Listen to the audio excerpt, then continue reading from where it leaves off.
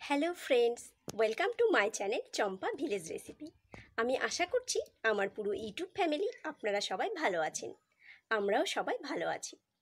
আজকে একটু অন্য রকমের রেসিপি শেয়ার করব। পুরো ভিডিওটি অবশ্যই দেখুন, কেউ স্কিপ করবেন না। পাশে থাকুন। আমার পুরনো বন্ধুদের অসংখ্য অসংখ্য ধন্যবাদ, যারা আমার পাশে সব সময় রয়েছেন, আমাকে সাপোর্ট করছেন। আর নতুন বন্ধুদের কাছে বিশেষ অনুরোধ, চ্যানেলটিকে সাবস্ক্রাইব করে পাশে থাকুন। আসুন তাহলে এবার কিচেনে যাই, রেসিপিটি শুরু করি। আজকে আমি এখানে পাট শাক নিয়ে নিয়েছি। পাট শাক ভীষণ উপকারী একটি শাক। এই শাকেরই একটু অন্য রকমের রেসিপি শেয়ার করব। কেউ স্কিপ করবেন না, পুরো ভিডিওটি অবশ্যই দেখুন। প্রথমে আমি এই পাট শাকগুলোকে ধুয়ে নিয়েছি এবং একটু কেটেও নিয়েছি। এবার আমি এই রেসিপিটি শুরু করব। এখানে আমি পাট শাকগুলোকে আরও ভালোভাবে কুচিয়ে নিয়েছি।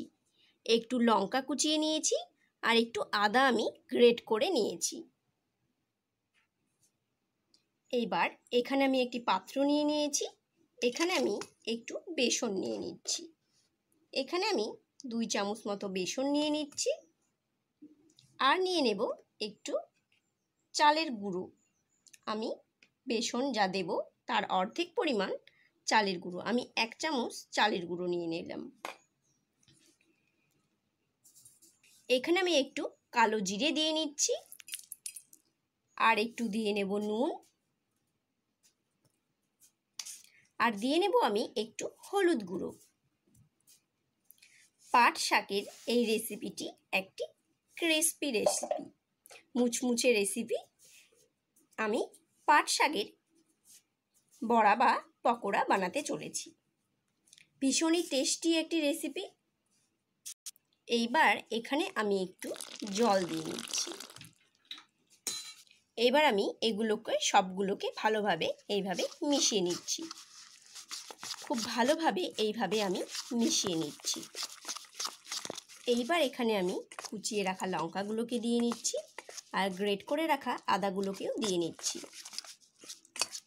নিয়ে আরও ভালোভাবে এইভাবে মিশিয়ে নিচ্ছি। এবার আমার ব্যাটারটি রেডি হয়ে গেছে। এখানে আমি কুচিয়ে রাখা পাট শাকগুলোকে এখন দিয়ে নেব।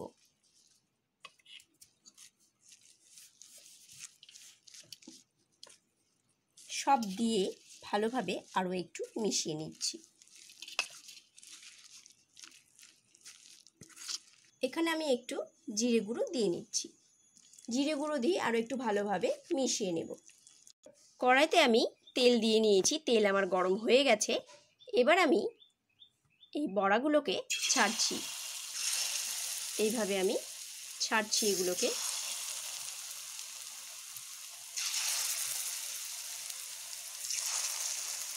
বড়াগুলোকে আমি লো টু মিডিয়াম হিটেই করছি, যাতে বেশ ভালোভাবে ভেতরের সব কিছু সেদ্ধ হয় বা হয়ে যায় ভালোভাবে।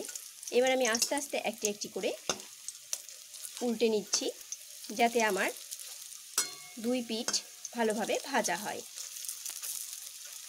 আমি এগুলোকে বেশ একটু লাল লাল করেই ভেজে নেব। পাট শাকের বড়া খেতে কিন্তু ভীষণ টেস্টি লাগে। এই শাকের বড়া আপনারা টিফিন হিসেবেও ব্যবহার করতে পারেন, স্ন্যাক্স হিসেবে, বা ভাতের সঙ্গে, বা মুড়ি দিয়ে, সসের সঙ্গে, যে কোনোভাবেই খেতে পারবেন। ভীষণই একটি সুন্দর রেসিপি। এবার আমি হিট মিডিয়াম করে দিয়েছি। বড়াগুলো আমার বেশ ফুলে উঠছে, বড়া বা পকোড়া।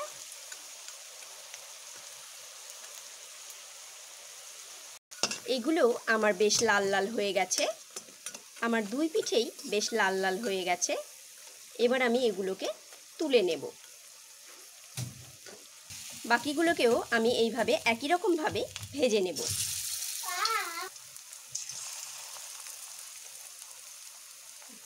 এগুলোকেও আমি প্রথমে লো হিট, তারপর মিডিয়াম হিট করে ভালোভাবে লাল লাল করে ভেজে নেব। আমার পাট শাকের বড়ার রেসিপিটি কমপ্লিট। এটি রেডি টু সার্ভ। খেতে ভীষণ ভালো একটি টেস্টি একটি রেসিপি। রেসিপিটি ভালো লাগলে একটি লাইক ও কমেন্ট অবশ্যই করবেন। আপনারা সবাই ভালো থাকবেন, সুস্থ থাকবেন, আনন্দে থাকবেন। আবার দেখা হবে অন্য কোনো রেসিপির সঙ্গে। ততক্ষণের জন্য বাই।